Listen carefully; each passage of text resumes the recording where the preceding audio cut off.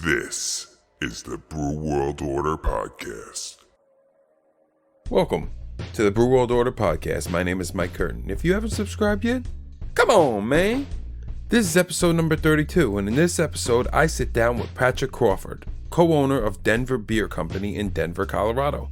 Patrick talks to me about how his brewery's award-winning business plan helped them to fund their business, what the future looks like for Denver Beer Company, and how a real estate deal with a church can go sideways. Well, thank the Lord everything turned out right for Patrick and his company.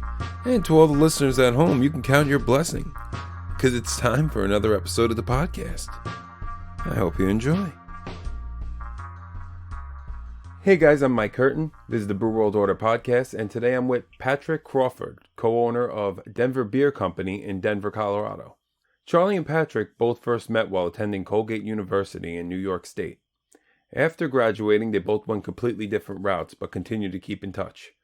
Charlie had gotten into craft brewing and decided to attend the Siebel Institute of Technology in Chicago. Also attended the Dobmans Brewing Academy in Munich. While Charlie was making a name for himself in the brewing industry, Patrick, who was a physicist and engineer, had worked different jobs before finally landing in Colorado Springs to work for Lockheed Martin. While working there, he caught the home brewing bug. And after he won a home brewing contest, he knew he wanted to get into the beer industry as well. He reached out to his friend Charlie, who at the time was brewing at Wynkoop Brewing Company in Denver. They decided to take a class on writing a business plan, and after that went full force towards what is now known as Denver Beer Company. They opened their doors to the public in August of 2011. And Patrick is here with me today. Patrick, how are you doing? Hey, Michael. Great. Thanks for having me. Yeah, thank you for being with me. I really appreciate it. So the craft beer industry in Colorado is pretty massive. I mean, it's where the Great American Beer Festival is held in Denver, right? Yeah. What did the craft beer scene look like for you when you both opened your brewery? We were making plans to open Denver Beer Co. in 2010. There's a couple of big players in Denver at that time, like New Belgium and Odell and Avery and Great Divide and some of these other great breweries. Right. And then we heard wind of we thought we were going to be the first brewery to open in a couple of years. Right. And then that summer, we heard that two other breweries were going to open. And we were like, oh my gosh, what are we going to do? There's two other breweries opening with us this summer. There's going to be more competition than we thought. And got kind of nervous about that, and opened up in 2011, just after another brewery had opened up, and another one that summer, and now I think like 300 breweries have opened up in the last 10 years. Yeah, right. So yeah, the scene has definitely changed in Denver and much of the country too. Right, for sure. So I mean, you guys kind of I've interviewed a lot of places that have kind of like just opened up maybe within the first 2 years. And they experienced this pandemic and this like kind of hold on their business, but they had to pivot and adjust. How did you guys go about adjusting your business plan? Yeah, I mean it's been really tough. We have kind of two businesses over here in Denver. So we have three tap room breweries where we brew and serve beer on site. Right. Two Denver Beer Co's and one under the Cerveceria Colorado brand. And then we also have a big production brewery that packages beer. And, really what we saw was people stopped coming. And Denver was under statewide shutdown and stay-at-home orders for April and May. Right. And so people were home, but people did not stop drinking. So that's what we noticed. Yeah, no. Our grocery store sales and our liquor store sales were way up. And then we sold a ton of to-go beer out of our tap rooms, too. So, thankfully, we had those options, and they made it through. I mean, a lot of our employees, they relied on tips and stuff. They probably had it the worst.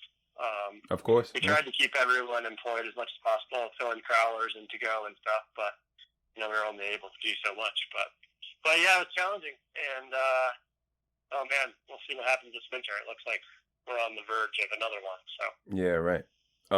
So were you able to keep everyone employed, or did you have to like cut some? I know probably servers of beer, I mean like the bartenders and whatnot, probably was a little tougher. Yeah, let's see. I mean, we didn't do any layoffs. We definitely cut. Some of the bartenders lost a lot of shifts. Right. But we asked people if they wanted to come fill in at the production brewery and make mix packs. And we offered people the ability to fill to-go beer too. So right. We didn't have to cut shifts, or we didn't have to lay anyone off. We had to cut some shifts for a period of time there. So right. So, How stressful it is? How is it knowing it's being someone's livelihood, so to speak? Is there a stressfulness to it for you? Yeah, absolutely. That was the worst part of this whole thing is knowing that a lot of our team members, and it's not just our team too. It's like pretty much all the restaurant workers in Denver and everyone that works in that industry. Yeah, it's challenging. And then the federal stimulus that was through that extra unemployment benefit was helpful for the team. I know it was, right. But it didn't make up for what they were making in tips. No, of course not.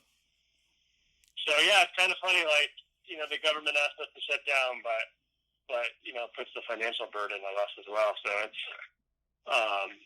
it's challenging right now. Right. That's where I go into politics and stuff, but it's been tough times. Yeah. Of course. As far as talking about financial, how did you go about funding your business? So we originally just called up friends and family. We wrote a great business plan. Charlie and I actually won a little award for our business plan from the state of Colorado. Wow. And just called up all our friends and family and said, "Hey guys, we wrote a business plan. Check it out, read it." And we were really fortunate that we got funded within a couple weeks of pitching people that original business plan.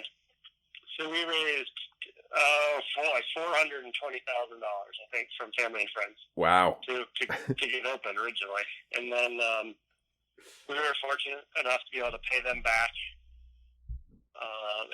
and buy out a lot of our family and friends investors within the first couple of years of us being open. So right. So now it's just traditional stuff like you get bank loans and all kind of the normal things. Right. During that whole process of when you first opened your business, from the start, from when you first decided to do it, all the way till you opened those doors, what do you think was the most challenging part for you? Writing the business plan was fun. I mean, it took some time, but really we didn't have a ton of challenges at first. It was kind of smooth sailing. Everything was kind of roses for the first couple of years, and we threw the doors open and everything was great. We were working at the bar, the bartenders. Charlie and I would make the beer in the morning and then close the cash register at night. And so we were around all the time and had great relationships with the team. So, that part of the business was going great and it was easy. Now, 10 years later, we've had a few challenges, that's for certain. Right. But those first couple of years were, I don't want to say they were easy, but we had a great plan and we were executing a plan that things were working out pretty well. Right. And what was something you never thought you would have to deal with when being a brewery owner?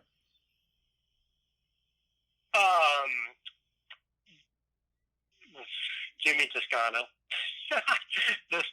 We had this guy Jimmy Toscano who we tried to buy. We got into this crazy real estate deal. We were buying a building from our church to expand our production brewery, and things got pretty sideways over this real estate deal. And this guy Jimmy Toscano, who has recently passed away, so rest in peace. But right. I think he threatened to take me down by my Achilles at one point. Wow. And he said, I can't make you do what I want you to do, but I know how to, tear your Achilles or something like that. I was like, oh Jesus. Wow. So that was a lot of sleepless nights trying to negotiate this crazy real estate deal with the church, and then the church's hired gun, this guy Jimmy Toscano. But my God. So that's probably my craziest thing. But the beer industry is simple. It's fun. You make beer, you serve it to people, they smile, they love it. Right. And so, it's when you get outside of these crazy real estate stuff and this COVID stuff has obviously been probably our biggest challenge, I think, to date. Of course, right. And what qualities do you possess that make you a good business owner? What qualities? Good question. I think we're pretty persistent. I'm personally pretty persistent. You know, if there's something that I want, we figure out how to do it. Right. My friends always tease me because, can figure out how to do anything and research anything on the internet. My wife, if I decide I want to expand something or buy a new truck or do something like that, the countless hours and hours watching YouTube videos and doing internet research to try to figure out the best way to do it. So, right. I think I'm pretty persistent when it comes to that. That's great. So, you guys have been open since 2011. Were there ever any not slumps, but like lulls in the business, and it was kind of like a moment of, is this gonna work out, or? No, I think we've been really fortunate. Our taproom breweries have been really successful. I think we've kind of become, after 10 years of being in Denver and downtown Denver, we're really well embraced by the community, which we really appreciate. And so we have some fans that we can count on to make sure that our staff is busy on Saturday. And so that's been really nice. Right. Well, who would you say inspired you the most in the beer industry? Who or what? Who? Who? Yes. Oh, man. Who inspired us the most? That's a good... I don't know if we would have started Denver Beer Co. if I hadn't read Sam Calagioni's Brewing Up a Business book. Okay. Dogfish, right? Reading that book before we opened, I think it was a great read and very inspirational. He talks about public relations and doing PR stunts where he rode the beer across the river. I think we've done stuff like that and used examples of those things many times, and I really appreciate it. Kind of a funny story. The fourth batch of beer we ever brewed was a beer called Graham Cracker Porter, which is a beer we're really well known for now. Okay. And we won a bronze medal at the Great American Beer Festival in 2011, our first year open. Right. It was in the specialty beer category. Lo and behold, we're getting up there, walking up to the stage, and the guy who won the silver medal is Sam, and he turns around and he gives us a high five, and so that meant a lot to us. After reading his book, opening the brewery, and using some of the ideas that he had in his book to turn around and get a high five right behind the stage at the Great American Beer Festival from him was pretty awesome. That's pretty awesome. Yeah, I can imagine. Yeah. So speaking of, I'm sure that was a pretty defining moment for you. How do you define success? Yeah, that's a great question, man. If I could figure that out. I think it's so personal for everyone that has their own business or their own podcast or whatever. Of course. For me, success is, I think there's a pretty high correlation between freedom and success for me. I really enjoy being able to, go for a bike ride at lunch and then go to the office and work a little bit and then, maybe leave early and coach my kid's soccer game or something. So I think for me, success is freedom financially and in my work to be able to, do kind of what I want to do. I'm right. Selfish, but yeah. Take a mental break whenever you need one. It's a beautiful thing. And then work hard when there's something to work hard on, and have a day where you don't have to work as hard on other stuff. We have a great team now, so. Right.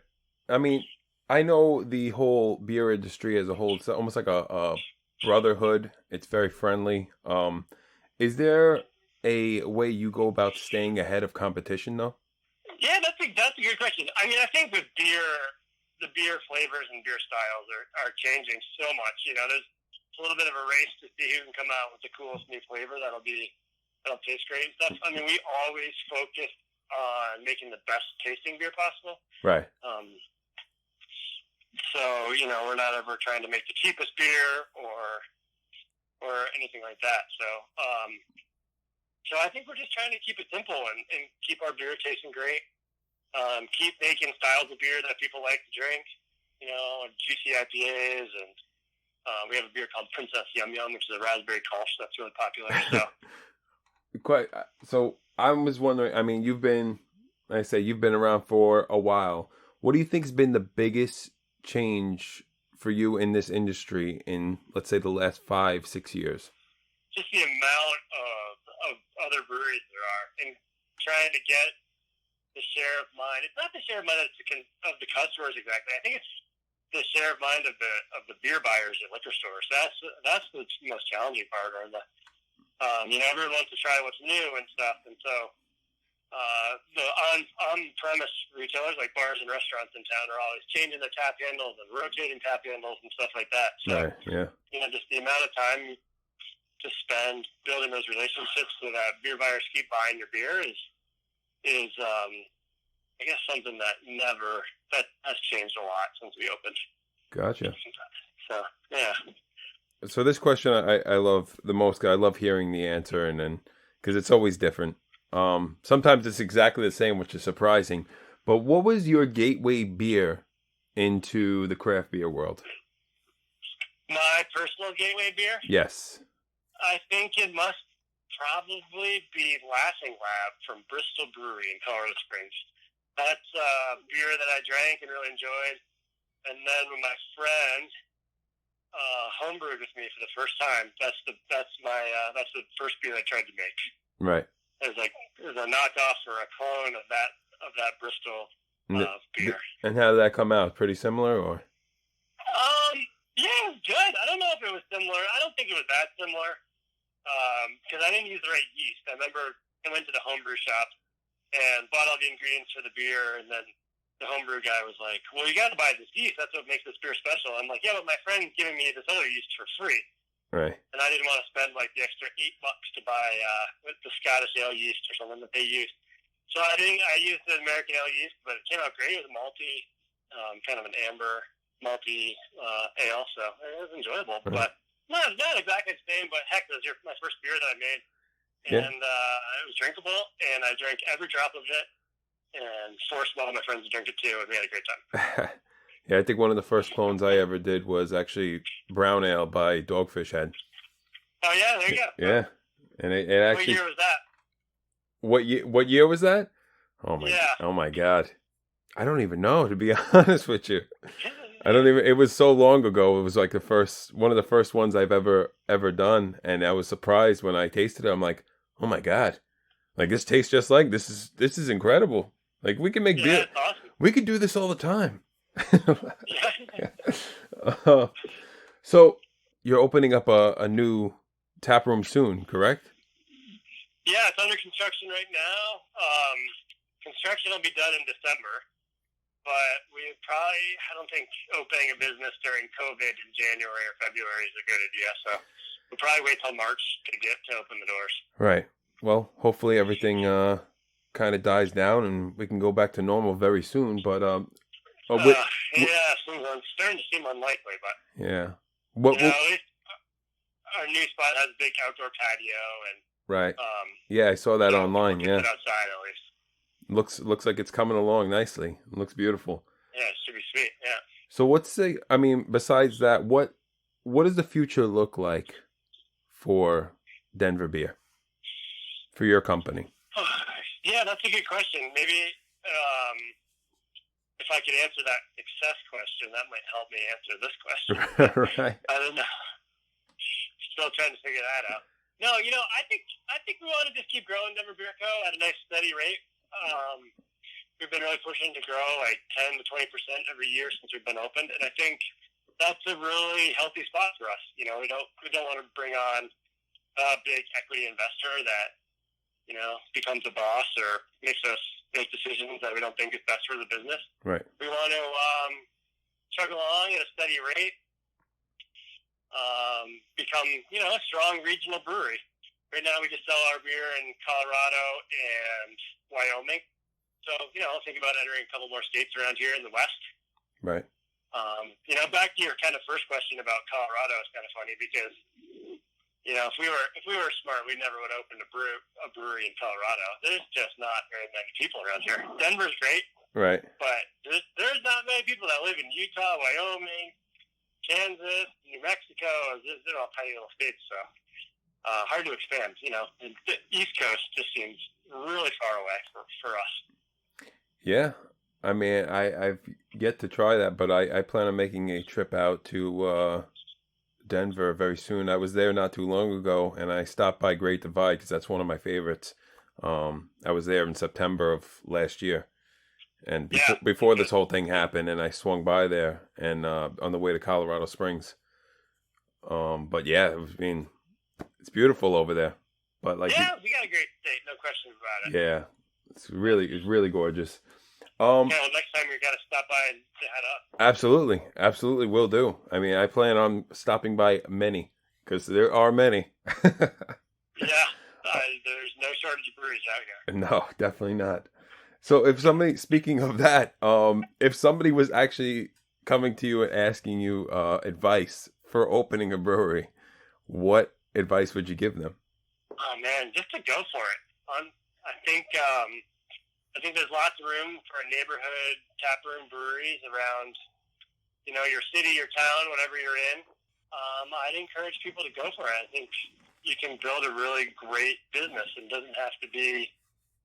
It can be whatever you want to aspire it to be. I think a small taproom brewery is a great business to support a family or two families, and if you want to grow into a gigantic production brewery and make 1 million barrels of beer a year, I think that's definitely more challenging, but I think you should do it and go for it. Yeah, I'm sure it's doable. I think so too. Take some time and some patience, but for sure. Of course.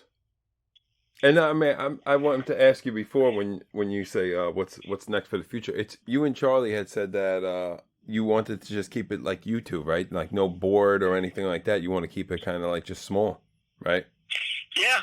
We're just two families that own Denver Beer Co. and we have a great relationship and get along well now. So, right. I think it would be silly of me to risk that at this point. But yeah. You don't want too many chefs ruining the broth, so to speak. That's right. Yeah. So, we try to do our best job to screw everything up already. So. Yeah. Understood. So did you have a funny story for us? In the first year of us brewing beer, we had a really fun. We were making this Belgian Tripel. Okay. It was fermenting like crazy. It was a little hot. I think it was like up to 80-something degrees. It was fermenting away. The blow-off bucket was going crazy. Then all of a sudden, it just stopped dead. And we're like, what? What's going on? It just stopped fermenting. And Charlie's like, no, this is not good. The PRV got clogged. Pressure release valve got clogged, or the blow-off got clogged. Uh-oh. So he's like, I think we need to take the blow-off off before, this thing like erupts or something. So he climbs up there on top of the tank. He starts twisting he starts taking the tri-clamps off. And all of a sudden, just this like geyser of beer. I think probably these are 7-barrel tanks. I think 3 barrels of beer, so about 100 gallons of beer, just blasting out of the top of the fermenter, covers the entire ceiling. Half the batch of beer is gone, and these are back when we first opened, so we were worried about every drop of beer and everything. And, oh my God! And it turns out that was like the most delicious could never reproduce this beer. It was like the most delicious Tripel. We called it the Geyser. The Geyser. The perfect name. Up and drank it. Yeah. Yeah. Wow. After that, I'm sure you just had to whip out the hose and just hose everything down, including the ceiling. Yeah. The ceiling's just covered in beer, but it's a brewery. Yeah. So I have a little thing, a little quick segment called Quick Fire 5. Okay. 5 quick questions, beer related. Okay. One of your beers that you'd recommend someone try? All of them? All of them. Every last one of them. Yeah.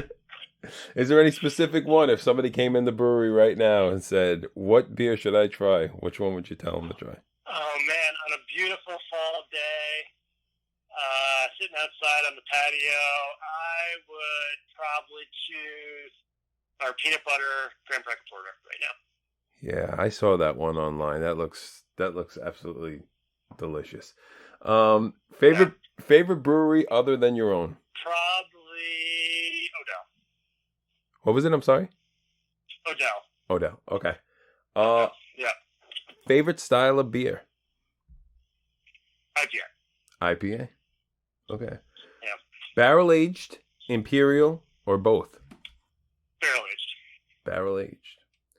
And you have one keg of beer to hold you over for a 2-week quarantine. What beer are you choosing? Juicy Freak. IPA. Juicy Freak, you said? Juicy Freak. Yep. And that's your beer? That's one of our beers. Yeah. Okay. Well, Patrick, that's all I have for you, man. Really appreciate it. Okay, Michael, thanks a bunch. I'm Mike Curtin for the Brew World Order podcast, here with Patrick Crawford of Denver Beer Company. Thanks, Patrick.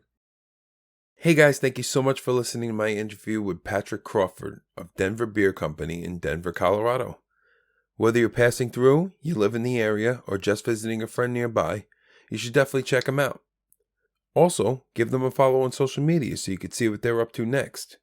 Every other Sunday I'll be releasing a new episode, so subscribe and you'll never miss one.